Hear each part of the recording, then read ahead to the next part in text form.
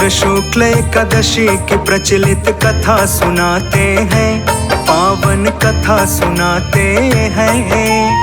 कामदाय एकादशी की भक्तों गाथा गाते हैं, हम कथा सुनाते हैं। इस पावन व्रत का उत्तम फल हम तुम्हें बताते हैं, पावन कथा सुनाते हैं। कामदाय एकादशी की भक्तों गाथा गाते हैं, हम कथा सुनाते हैं। ये एकादशी की कथा हर लेगी सारी व्यथा, ये एकादशी की कथा हर लेगी सारी व्यथा।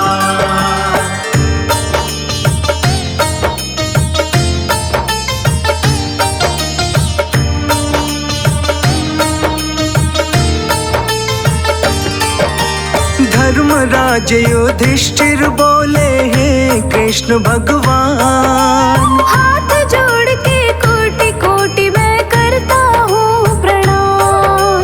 करके कृपा एकादशी की महिमा कहिए आप। श्री कृष्ण कहने लगे सुनो हे धर्मराज। एक समय राजा दिलीप ने यही प्रश्न किया था, इसी प्रश्न का उत्तर गुरु वशिष्ठ जी ने दिया था। समाधान जो किया उन्होंने वही बताता हूँ। ध्यान लगा कर सुनो युधिष्ठिर सब सुनाता हूँ। कृष्ण जी युधिष्ठिर को सारी बात बताते हैं, पूरी कथा सुनाते हैं।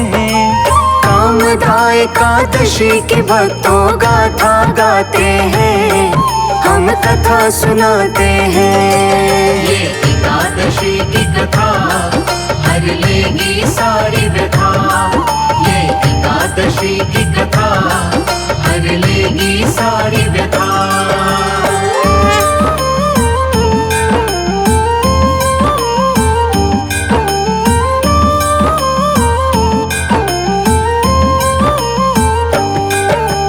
प्राचीन काल में भोगीपुर नामक एक गांव था, पुंडरीक नाम का राजा एक वहाँ राज करता था। वहाँ अप्सरा किन्नर और गंधर्व वास करते थे। मिलजुल के सब खुशी से वहाँ निवास करते थे। एक स्त्री एक पुरुष जो वहीं कहीं रहते थे। नाम था ललिता और ललित दोनों वैभवशाली थे। वो दोनों एक दूसरे के बिन रह ना पाते थे। एक पल भी यदि संग न हो तो व्याकुल हो जाते थे। आगे की अब सुनो कहानी तुम्हें बताते हैं, पावन कथा सुनाते हैं। कामदाय एकादशी की भक्तों गाथा गाते हैं, हम कथा सुनाते हैं। ये एकादशी की कथा हर लेगी सारी व्यथा, ये एकादशी की कथा हर लेगी सारी व्यथा।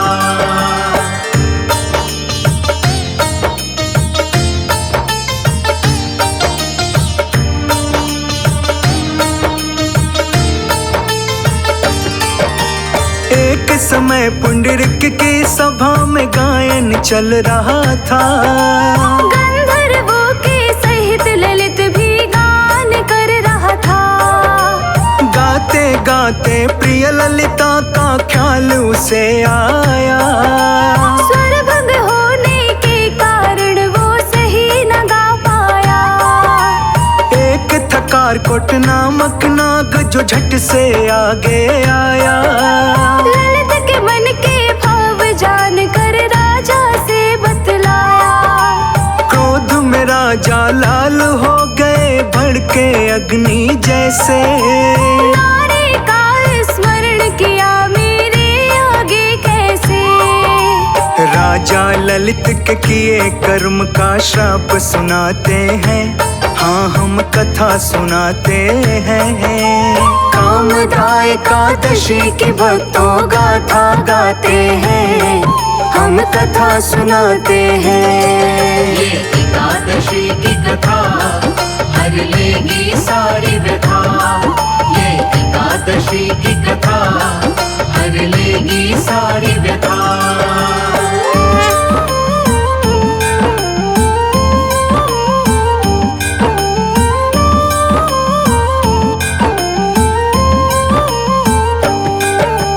कच्चा मांस और मनुष्यों को खाएगा तू, राक्षस बनकर के कर्म का फल भोगेगा तू। उसी क्षण पुंडरीक के श्राप से महाकाय विशाल कर लिया राक्षस का रूप धारण, मुख भयंकर लाल। नेत्र सूर्य चंद्रमा की तरह जलने लगी उसकी, नाक भी हो गई पर्वत के कंदरा की तरह उसकी। गर्दन पर्वत के समान और बाल वृक्षों के समान, बढ़ गया उसका शरीर 8 योजन के समान। आगे जो होने वाला है तुम्हें बताते हैं, पावन कथा सुनाते हैं। कामदा एकादशी की भक्तों गाथा गाते हैं, हम कथा सुनाते हैं। ये एकादशी की कथा हर लेगी सारी व्यथा। ये एकादशी की कथा हर लेगी सारी व्यथा।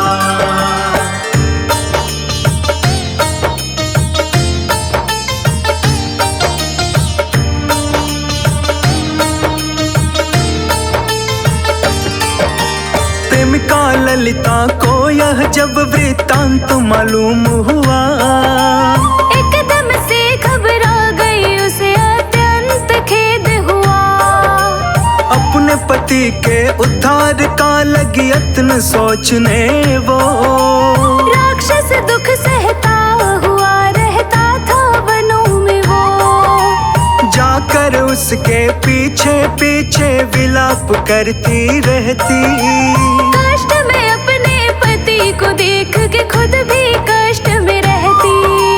पति के पीछे घूमती घूमती पहुंच गई विंध्याचल। पहुंचे वो जहाँ था ऋषि श्रृंगी का आश्रम। देख अचानक इस स्त्री को ऋषि घबराते हैं, पावन कथा सुनाते हैं। कामदा एकादशी की भक्तों गाथा गाते हैं, हम कथा सुनाते हैं। ये एकादशी की कथा हर लेगी सारी व्यथा। ये एकादशी की कथा हर लेगी सारी व्यथा।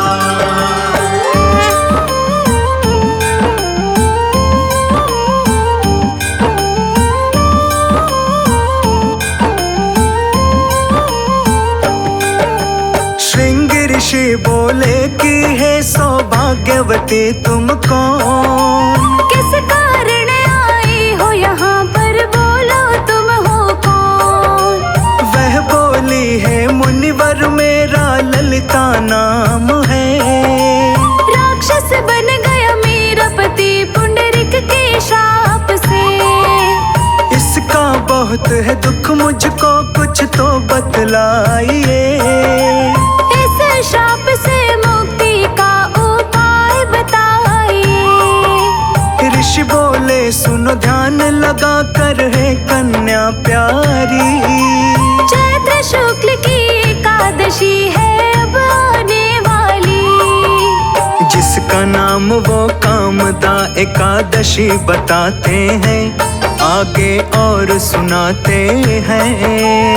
कामदा एकादशी की भक्तों गाथा गाते हैं, हम कथा सुनाते हैं। ये एकादशी की कथा हर लेगी सारी व्यथा। ये एकादशी की कथा हर लेगी सारी व्यथा।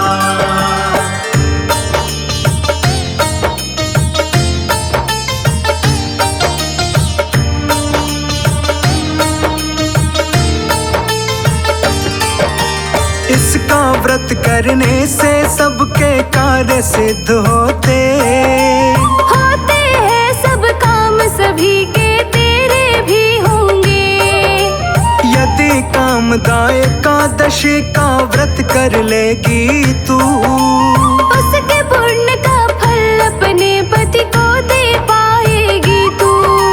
पति तेरा राक्षस योनि से मुक्त हो जाएगा, राजा का भी श्राप यकीनन शांत हो जाएगा। श्रृंग ऋषि के कहने पर ललिता ने व्रत किया, एकादशी का व्रत कर उसने फल भी पा लिया। रोचक होने लगी कहानी तुम्हें सुनाते हैं, पावन कथा सुनाते हैं।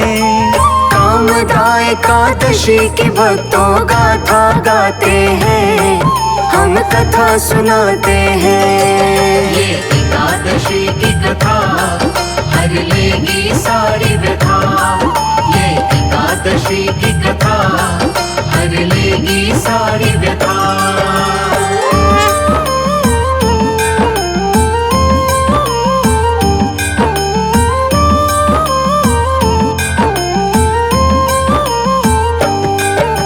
द्वादश को अपने व्रत का फल पति को देने लगी, फल देते हुए प्रभु से वो विनती करने लगी। हे प्रभु मेरे व्रत का फल पति देव को मिल जाए, जिससे मेरे पति राक्षस योनि से मुक्त हो जाए। फल देते ही वो राक्षस योनि से मुक्त हुआ, फिर से उसको अपना पुराना स्वरूप प्राप्त हुआ। सुंदर वस्त्र भूषणों से सज कर ललित आया, ये देख के ललिता के मन में कमल खिल आया। दोनों बैठ विमान में स्वर्ग लोक को जाते हैं, पावन कथा सुनाते हैं। कामदा एकादशी की भक्तों गाथा गाते हैं, हम कथा सुनाते हैं। ये एकादशी की कथा हर लेगी सारी व्यथा। ये एकादशी की कथा हर लेगी सारी व्यथा।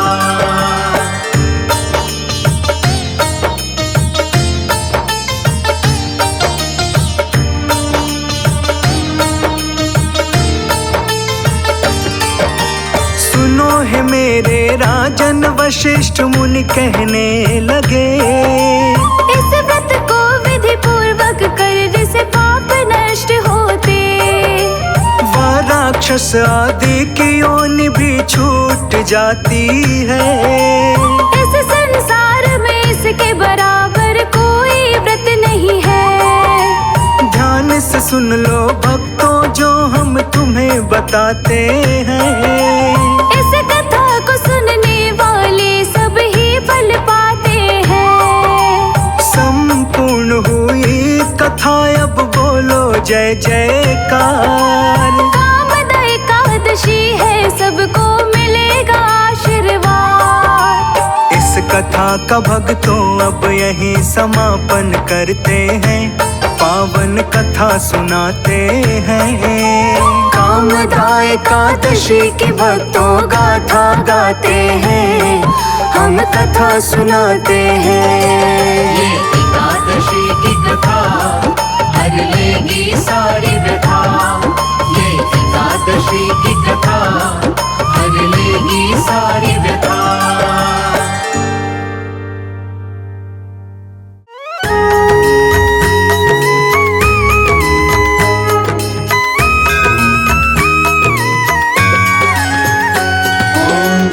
जगदीश हरे स्वामी जय जगदीश हरे। भक्त जनों के संकट दास जनों के संकट क्षण में दूर करे। ओम जय जगदीश हरे।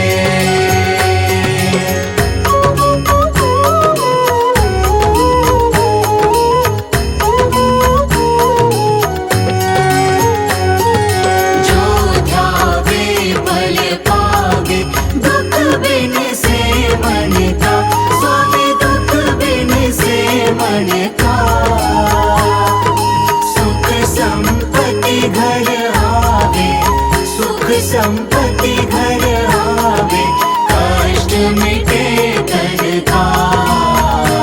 ओम जय जगदीश हरे।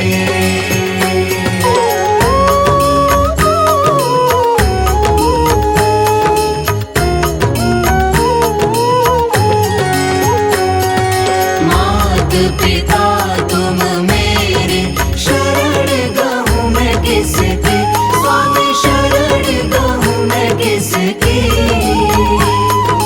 तुम बिन और न दूजा, प्रभु बिन और न दूजा, आस करूँ मैं जिसकी। ओम जय जगदीश हरे।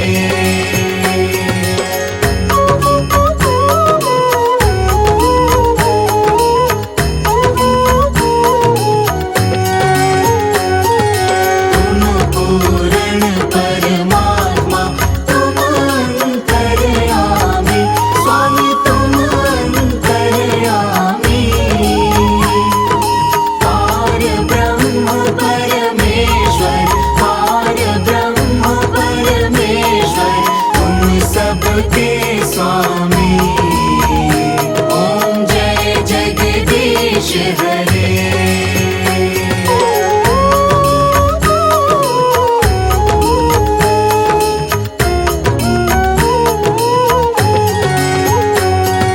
तुम करुणा के सागर, तुम पालन करता, स्वामी तुम पालन करता। मूरत फल कामी, मैं सेवक तुम स्वामी, कृपा करो भरता। ओम जय जगदीश हरे।